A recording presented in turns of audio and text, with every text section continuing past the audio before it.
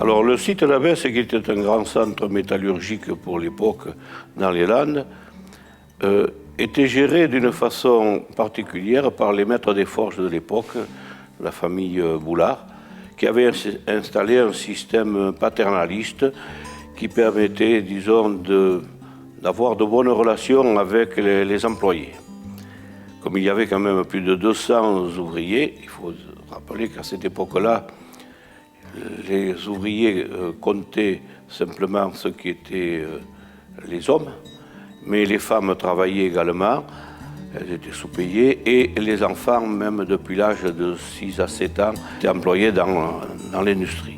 Dans leur système, les Boulard avaient aménagé pour leurs ouvriers des casernes dans lesquelles ils étaient logés. Ils avaient un petit jardin qui leur permettait d'avoir une récolte de légumes. Ils avaient bien sûr aménagé un château d'eau à l'intérieur du domaine, ce qui faisait que chaque caserne était alimentée en eau potable, ce qui était à l'époque une avancée énorme.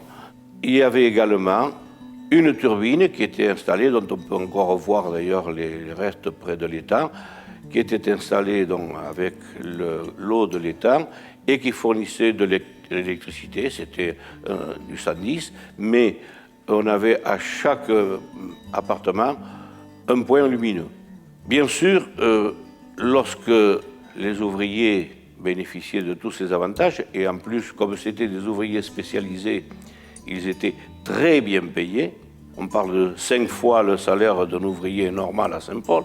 Mais, en contrepartie, lorsqu'ils quittaient la forge, lorsqu'ils quittaient l'entreprise, ils devaient aussitôt abandonner le logement, ce qui, bien sûr, les obligeait à une certaine discipline. Voilà, c'était un système qui était bien pensé.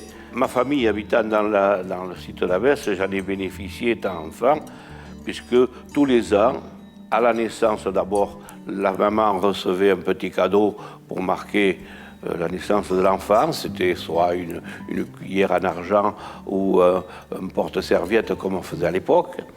Et puis pour la Noël, tous les ans, tous les enfants de moins de 12 ans étaient rassemblés dans le château et on avait droit à un goûter. C'était la seule fois où on mangeait ou du chocolat ou des oranges. Et puis on avait droit à un jouet, ceci jusqu'à l'âge de 12 ans. Bien sûr, il fallait être très gentil, très poli. Et puis à 12 ans, pour la communion, qu'il fallait faire, bien sûr, parce qu'il y avait quand même un côté religieux, on vous offrait soit le costume pour les plus nécessiteux, soit un brassard ou un chapelet ou un missel qui était le signe de la communion qu'on avait fait. Et enfin, au moment du mariage, on recevait un cadeau de mariage. Voilà.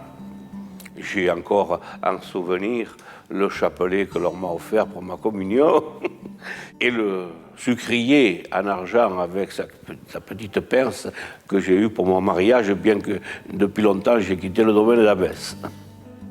Une fois arrivé à la cabane de Cantegrit, vous allez tomber justement à l'intersection du chemin à rail de bois, l'ancien chemin à rail de bois qui servait à alimenter les forges d'Abbesse en matériel.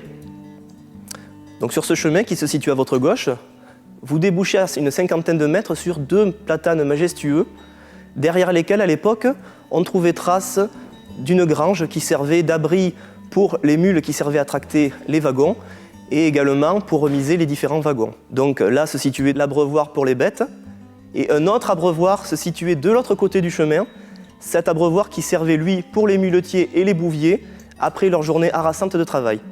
Il s'agissait donc d'un bar appelé Cantegrit, Chantegrillon en français, qui tenait son nom de ce petit animal qui est très présent dans nos contrées et qui a l'habitude de chanter la nuit. Ce petit animal est vraiment fréquent dans les endroits où une forte chaleur se dégage, ce qui peut expliquer sa présence sur un site de production métallurgique. Donc comme j'ai pu vous le dire, le travail à l'époque était vraiment harassant et les hommes trouvaient un certain réconfort dans ce bar et ils chantaient vraiment des fois tard la nuit quitte à chanter même des fois, si ce n'est mieux que les grillons, mais sûrement beaucoup plus fort.